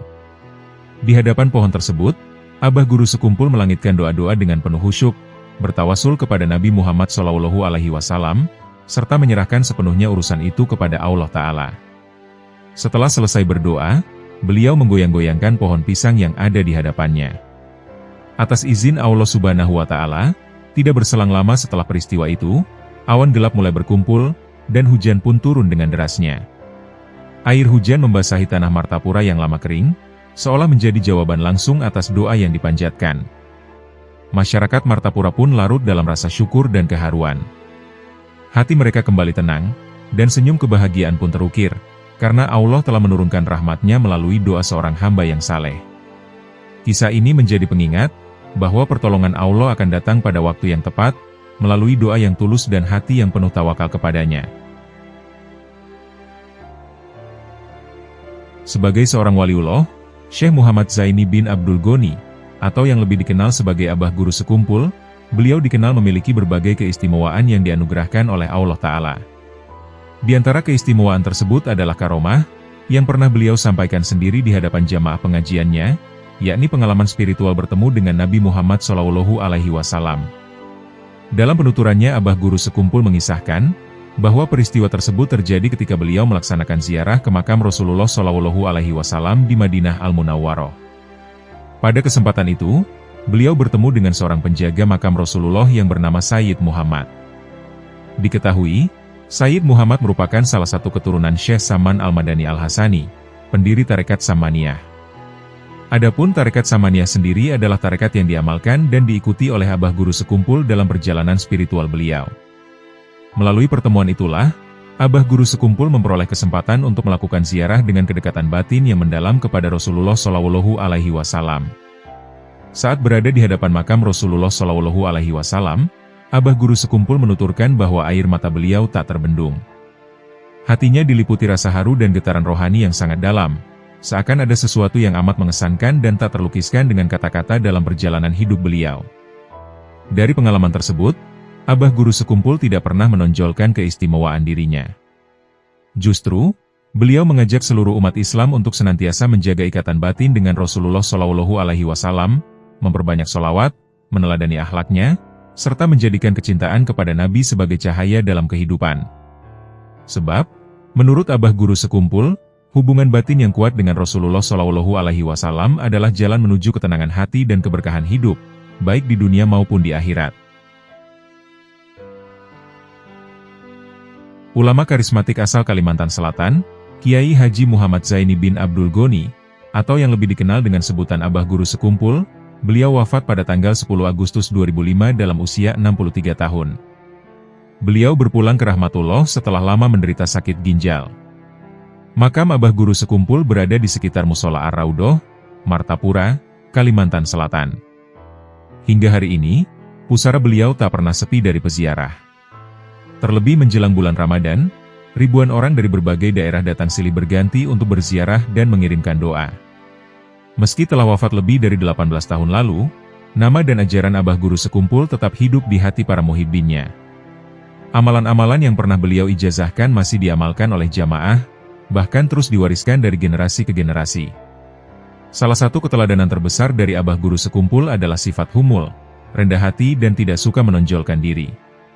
Beliau tidak pernah mengejar ketenaran, namun justru Allah Subhanahu wa Ta'ala yang menjadikan namanya masyhur di seluruh Nusantara. Pengaruh Abah Guru Sekumpul tidak hanya dirasakan oleh masyarakat Kalimantan, tetapi juga oleh umat Islam di berbagai penjuru Indonesia. Banyak yang meyakini beliau sebagai wali Allah, seorang hamba pilihan yang dianugerahi berbagai karomah. Karomah sendiri merupakan kejadian luar biasa di luar nalar manusia, yang Allah Ta'ala berikan kepada hamba-hambanya yang saleh, bukan dari kalangan Nabi dan Rasul. Salah satu karomah Abah Guru Sekumpul yang banyak diceritakan adalah kemampuannya berkomunikasi dengan orang yang telah lama wafat. Kisah ini disaksikan langsung oleh Tuan Guru Haji Muhammad Idram, ayah dari Kiai Haji Muhammad Ansori Al-Karim, dan dituliskan dalam buku 100 Karomah dan Kemuliaan Abah Guru Sekumpul. Dikisahkan, pada awal tahun 2000-an, setelah sebuah majelis di Musola Ar-Raudhoh, Abah Guru Sekumpul memanggil Haji Muhammad Idram ke ruang mihrab.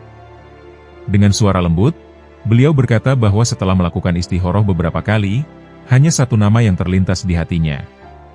"Muhammad, aku minta tolong carikan keris Sampana Carita, di daerah Binuang atau Rantau," ujar Abah Guru Sekumpul. Tanpa berpikir panjang, Haji Muhammad Idram langsung menyanggupi permintaan tersebut. Ia pun berkeliling ke berbagai daerah yang disebutkan, guna mencari keris yang dimaksud. Beberapa keris bertuah sempat ditemukan dan dibawa ke Sekumpul, namun semuanya belum sesuai dengan yang dimaksud Abah Guru. Pencarian itu berlangsung berbulan-bulan. Haji Muhammad Idram bahkan dibantu oleh putranya, Kiai Haji Muhammad Ansori Al-Karim. Meski hasilnya belum didapat, mereka tetap berusaha dengan penuh kesabaran.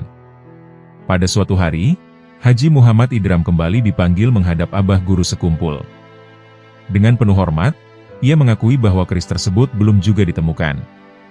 Abah Guru Sekumpul pun memakluminya, lalu berkata dengan tenang, "Sampana Carita itu sebenarnya dekat dengan kamu.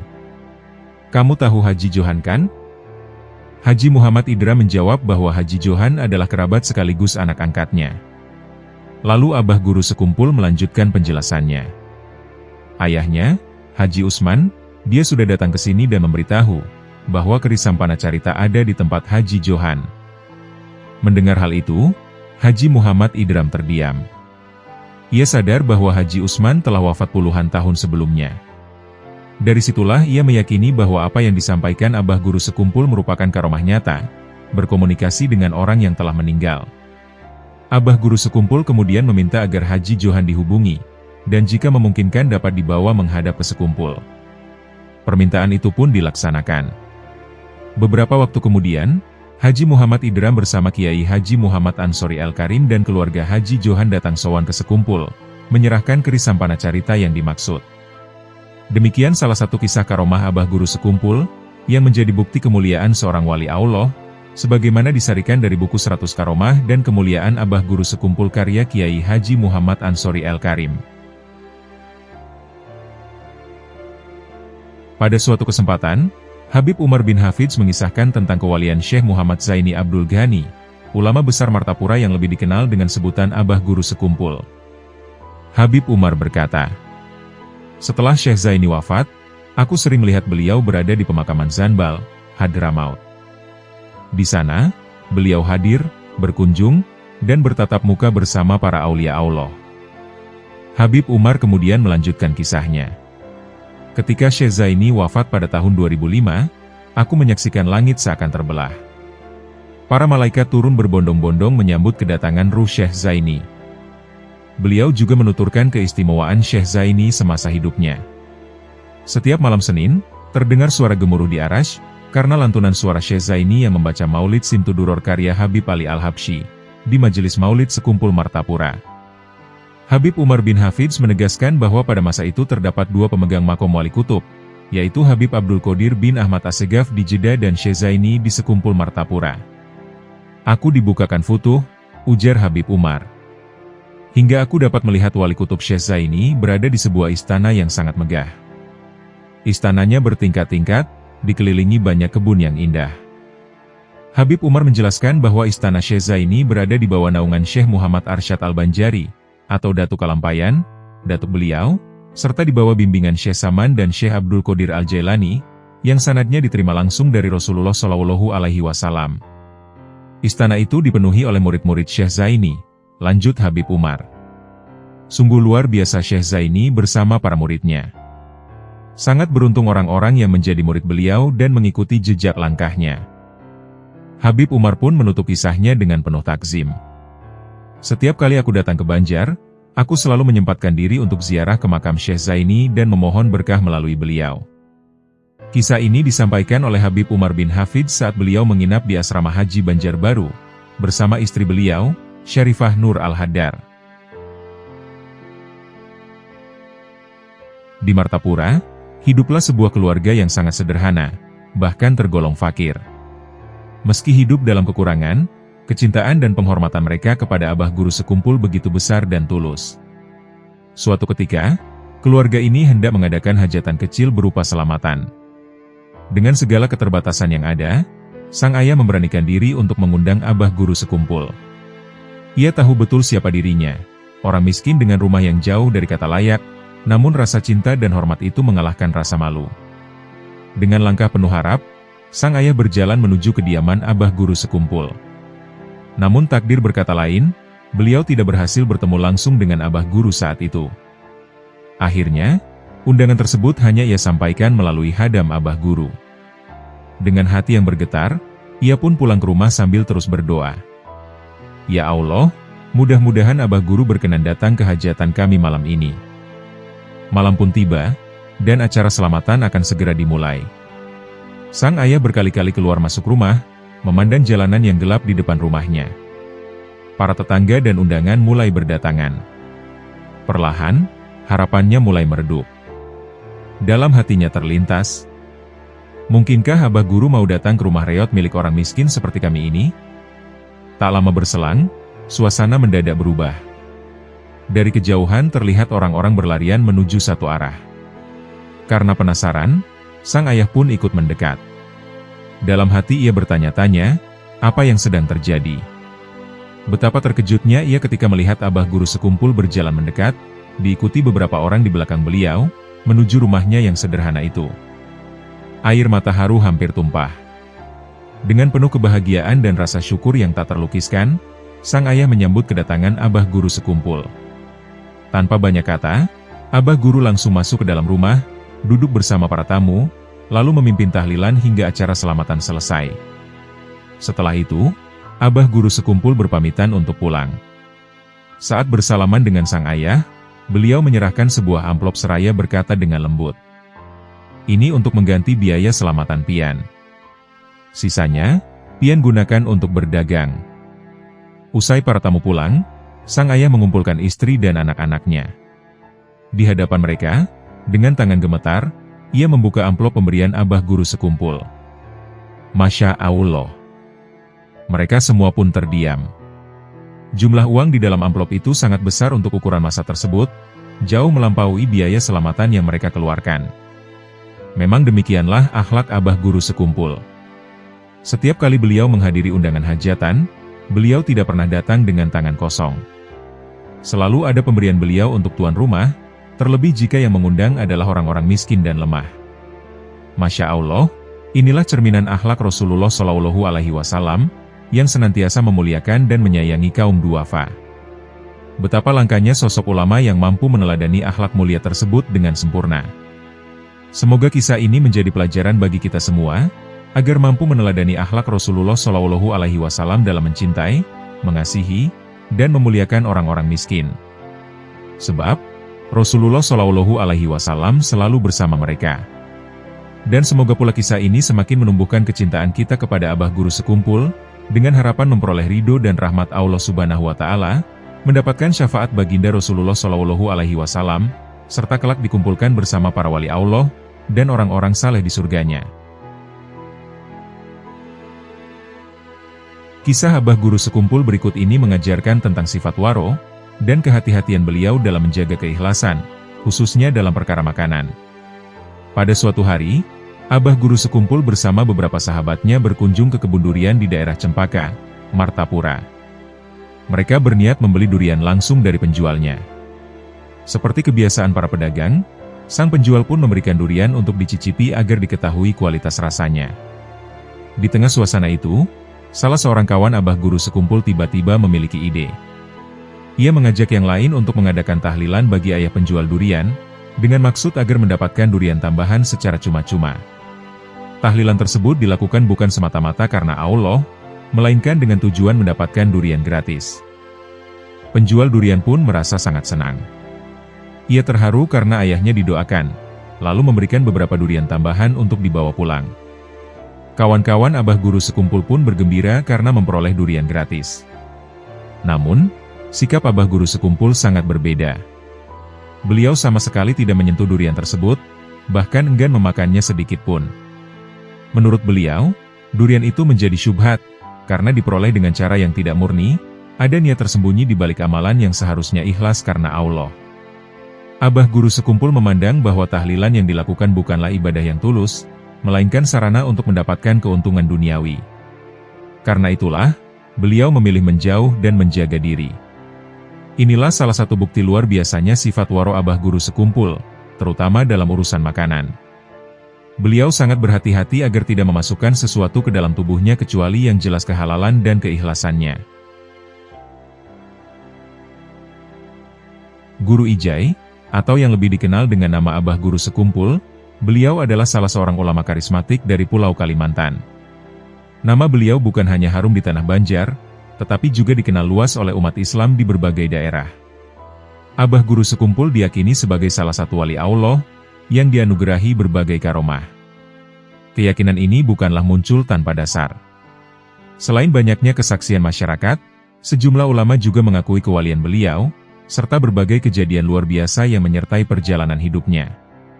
Dalam kitab Jami'u Karomat Al-Aulia, karya Syekh Yusuf bin Ismail An-Nabhani, disebutkan bahwa kata Al-Wali memiliki makna yang sama dengan Al-Qorib, yaitu orang yang dekat. Dalam Hazanah Tasawuf, wali adalah seseorang yang mencapai kedekatan khusus dengan Allah Subhanahu wa Ta'ala. Derajat ini merupakan pencapaian spiritual tertinggi yang dapat diraih manusia biasa. Derajat kewalian tidak datang secara tiba-tiba. Ia merupakan buah dari perjalanan panjang menuju Sang Khalik, hasil dari ketaatan, ketakwaan, dan kesungguhan dalam menjalani kehidupan. Jalan tersebut dimulai dari syariat yang dijalani dengan istiqomah, diperdalam melalui tarekat, hingga akhirnya menyingkap hakikat. Imam Al-Qusyairi menjelaskan beberapa ciri wali Allah ketika berada dalam kondisi sadar, tidak sedang tenggelam dalam fana, di antaranya mengerahkan seluruh kemampuannya untuk menunaikan hak-hak Allah, menyebarkan kasih sayang kepada seluruh makhluk tanpa kebencian, bersabar dan konsisten dalam menghadapi penderitaan serta cobaan. Memiliki keinginan besar agar seluruh makhluk memperoleh keselamatan. Menjauhkan diri dari segala hal yang dapat menyusahkan orang lain. Jika menilik keseluruhan perjalanan hidup Abah Guru Sekumpul, tampak jelas bahwa beliau memenuhi kriteria tersebut. Karena itu, banyak ulama meyakini beliau sebagai waliullah, dan hampir tidak ditemukan perdebatan mengenai derajat kewalian beliau di kalangan para pecinta dan ulama. Bahkan sejak masa kecil, tanda-tanda keistimewaan telah tampak pada diri Abah Guru Sekumpul. Dikisahkan bahwa ketika beliau masih berada dalam kandungan, terjadi beberapa peristiwa yang mengundang keheranan. Sang ibu pernah melihat cahaya terang seperti bulan purnama turun dan mendekat ke pangkuannya. Selama masa kehamilan, ibunda beliau tidak merasakan berat ataupun sakit yang berlebihan hingga tiba waktu melahirkan. Ketika mengidam, jika sang ibu menginginkan suatu makanan, pada malam harinya beliau bermimpi seolah-olah telah memakannya. Maka ketika bangun di pagi hari, rasa keinginan itu telah hilang, seakan sudah terpenuhi. Abah Guru Sekumpul juga dikenal sejak kecil sebagai sosok yang mahf, yakni dijaga oleh Allah dari berbagai hal yang dapat menjerumuskan kepada kemaksiatan. Semua ini seakan menjadi isyarat awal, bahwa kelak beliau akan menjadi seorang hamba pilihan yang memiliki kedudukan mulia di sisi Allah Subhanahu wa Ta'ala. Abah Guru Zaini memang dikenal memiliki karomah kewalian yang dimilikinya. Semua itu tak lain karena kedekatan Abah Guru Sekumpul dengan Allah, Sang Maha Kuasa. Karomah Abah Guru Sekumpul memanglah sangat masyhur. Beliau dikaruniai karomah yang cukup banyak. Dan itu memang sudah menjadi rahasia umum, yang kesemuanya menunjukkan keabsahan makom kewalian beliau. Banyak sekali riwayat dari santri, keluarga, serta masyarakat yang pernah menyaksikan karomah beliau secara langsung. Berikut ini akan kami sampaikan beberapa kisah karomah yang dimiliki Abah Guru Sekumpul. Abah Guru Sekumpul, atau Kiai Haji Muhammad Zaini bin Abdul Goni, adalah satu-satunya ulama di Kalimantan yang mendapat izin untuk mengijazahkan dan membayar tarekat Samaniyah. Karena itu, banyak orang datang kepada beliau untuk mengambil baiat, bukan hanya dari Kalimantan dan Pulau Jawa, tetapi juga dari berbagai negara. Meski memiliki kedudukan yang tinggi di mata umat, Abah Guru Sekumpul tetap tawadhu dan rendah hati. Berikut ini salah satu kisah yang menjadi bukti nyata ketawaduan beliau. Kisah ini diceritakan oleh Amang Dullah, salah satu murid dekat Abah Guru Sekumpul yang tinggal berdekatan di kawasan Regol Ar-Raudhah Sekumpul. Peristiwa ini terjadi pada suatu malam, sekitar pukul 11. Pada malam itu, Abah Guru Sekumpul menelepon Amang Dullah. "Pian di mana?" tanya Amang Dullah. "Aku di belakang musola," jawab Abah Guru Sekumpul. Mendengar itu, Amang Dullah segera menghampiri. Namun betapa terkejutnya ia ketika mendapati Abah Guru Sekumpul sedang membersihkan WC umum musola Ar-Raudhah seorang diri. Tidak ada seorang pun yang membantu. Ulama besar yang begitu dimuliakan umat itu, justru terlihat sibuk menyikat dan membersihkan tempat yang jarang disentuh orang. Dengan perasaan haru, malu, sekaligus takjub, Amang Dullah segera mendekati Abah Guru Sekumpul dan memberikan sabun agar beliau dapat membersihkan tangannya. Tak kuasa menahan rasa heran, Amang Dullah pun bertanya, "Abah Guru, mengapa Abah yang mengerjakan semua ini?" Dengan tenang dan penuh ketulusan, Abah Guru Sekumpul menjawab, "Aku hanya ingin membantu membersihkan bekas yang dipakai orang-orang yang datang pengajian dan maulidan di sini." Sejak peristiwa itulah, kemudian dibentuk petugas khusus untuk membersihkan WC musola secara rutin, agar selalu terjaga kebersihannya dan memberi kenyamanan bagi para jamaah. Kisah ini menjadi bukti bahwa kemuliaan seseorang tidak diukur dari kedudukannya, melainkan dari kerendahan hati dan kesediaannya melayani umat. Inilah teladan luhur dari Abah Guru Sekumpul, seorang wali Allah yang mulia, namun tetap memosisikan dirinya sebagai hamba yang melayani sesama. Pada suatu hari, datanglah rombongan para habaib dari berbagai daerah ke Kalimantan Selatan, tepatnya ke kediaman Kiai Haji Muhammad Zaini bin Abdul Goni Al-Banjari, atau yang lebih dikenal dengan Abah Guru Sekumpul. Sebagaimana kebiasaan beliau, Abah Guru Sekumpul selalu memuliakan setiap tamu yang datang. Terlebih jika tamu tersebut berasal dari luar daerah, apalagi para habaib, keturunan Rasulullah Shallallahu Alaihi Wasallam.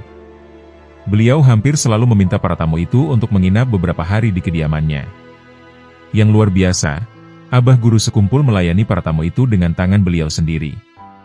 Mulai dari menjamu, memperhatikan kebutuhan mereka, hingga memastikan kenyamanan selama berada di sekumpul. Benarlah ungkapan bahwa tamu adalah raja, dan hal itu benar-benar tercermin dalam akhlak Abah Guru Sekumpul. Singkat cerita, tibalah saat rombongan para habaib tersebut hendak berpamitan untuk pulang. Abah Guru Sekumpul pun berdiri dan menyalami mereka satu persatu.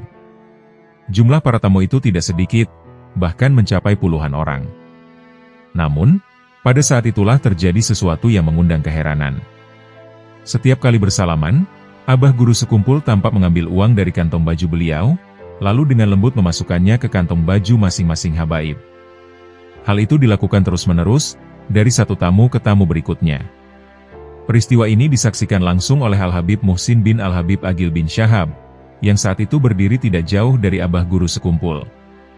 Habib Muhsin sangat yakin bahwa kantong baju Abah Guru Sekumpul sebelumnya tampak kosong, tidak terlihat menonjol atau berisi banyak uang. Namun anehnya, setiap kali tangan beliau masuk ke kantong baju, selalu ada uang yang diambil, seolah tidak pernah habis. Abah Guru Sekumpul terus memberikan uang itu hingga seluruh rombongan habaib selesai disalami. Setelah semua tamu berpamitan, Habib Muhsin muda pun mendekat kepada Abah Guru Sekumpul. Wajahnya menunjukkan keterkejutan dan kekaguman yang sulit disembunyikan. Maka dengan senyum tenang, Abah Guru Sekumpul berkata kepada beliau, "Tidak usah terkejut ya Habib. Diam saja kalau engkau sudah tahu."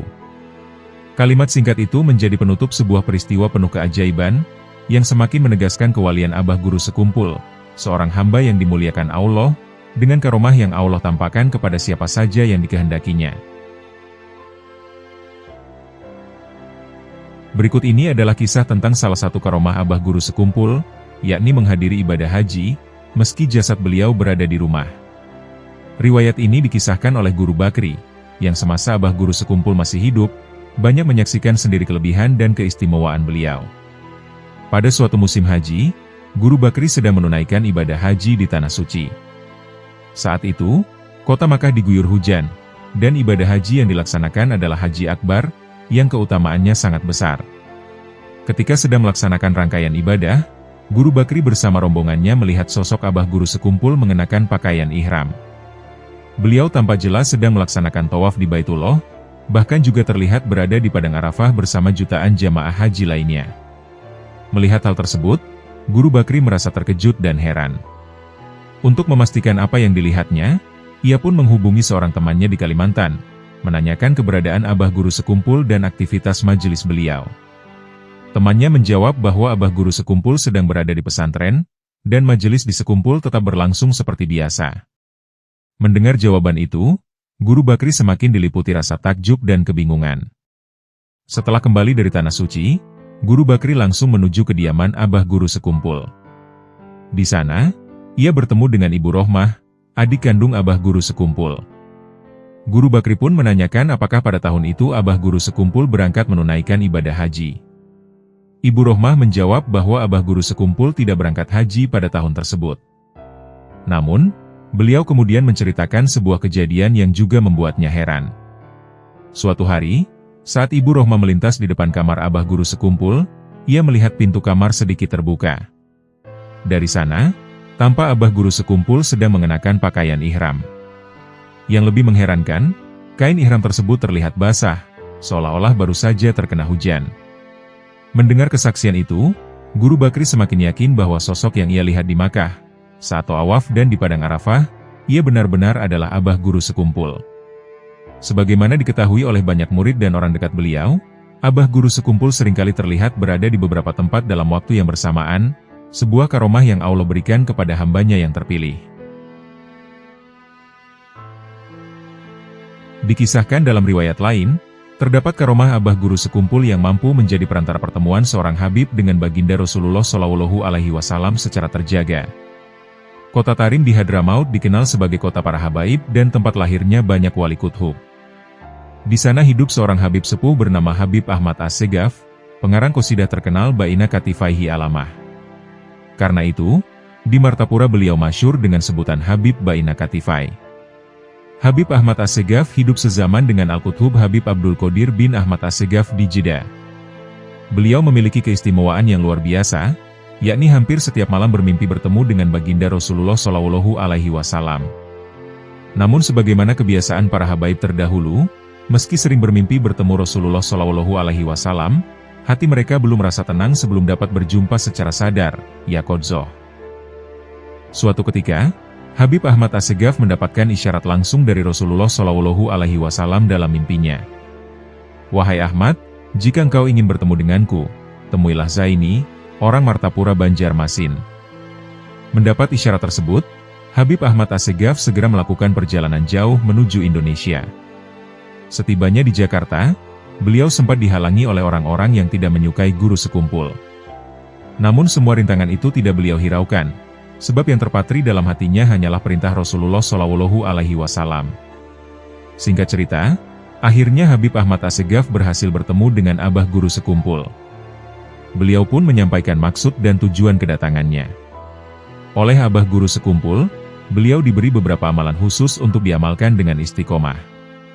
Tidak berselang lama, pada suatu pagi Habib Ahmad Assegaf kembali menghadap Abah Guru Sekumpul. Dengan wajah penuh haru, beliau menyampaikan bahwa dirinya telah dipertemukan dengan Rasulullah Shallallahu Alaihi Wasallam secara terjaga. Mendengar hal itu, Abah Guru Sekumpul dengan tenang berkata, "Sebelum Rasulullah Shallallahu Alaihi Wasallam datang ke tempatmu, beliau terlebih dahulu menemui saya." Seketika itu pula, Habib Ahmad Assegaf memeluk Abah Guru Sekumpul dengan penuh rasa cinta dan takzim. Abah Guru Sekumpul telah menghafal Al-Quran sejak usia 7 tahun. Pada usia 9 tahun, beliau telah hafal tafsir Jalalain. Sekitar usia 10 tahun, beliau dianugerahi kasyafisi, yaitu kemampuan melihat dan mendengar sesuatu yang tertutup atau terhalang. Pada usia 9 tahun, tepat malam Jumat, beliau bermimpi melihat sebuah kapal besar turun dari langit. Di pintu kapal berdiri seorang penjaga berjubah putih, dan pada pintu tersebut tertulis Safinahal Aulia, atau kapal para wali. Saat hendak masuk, beliau dihalangi hingga terjatuh dan terbangun dari tidurnya. Mimpi tersebut berulang pada malam Jumat berikutnya, hingga pada malam Jumat ketiga beliau dipersilakan masuk dan disambut oleh seorang syekh. Di dalam kapal, beliau melihat banyak kursi yang masih kosong. Ketika Abah Guru Sekumpul kemudian merantau ke Pulau Jawa untuk menuntut ilmu, orang pertama yang menyambut dan menjadi gurunya adalah sosok yang sama dengan yang menyambutnya dalam mimpi tersebut. Ketika Abah Guru Sekumpul masih bermukim di kampung keraton, beliau sering duduk bersama beberapa orang sambil mengisahkan cerita orang-orang terdahulu sebagai bahan pelajaran. Pada suatu kesempatan, beliau bercerita tentang buah rambutan, padahal saat itu belum musimnya. Tiba-tiba beliau mengulurkan tangan ke arah belakang, seakan mengambil sesuatu.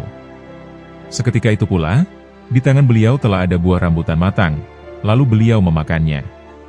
Dalam riwayat lain disebutkan, Abah Guru Sekumpul juga memiliki karomah memperbanyak makanan.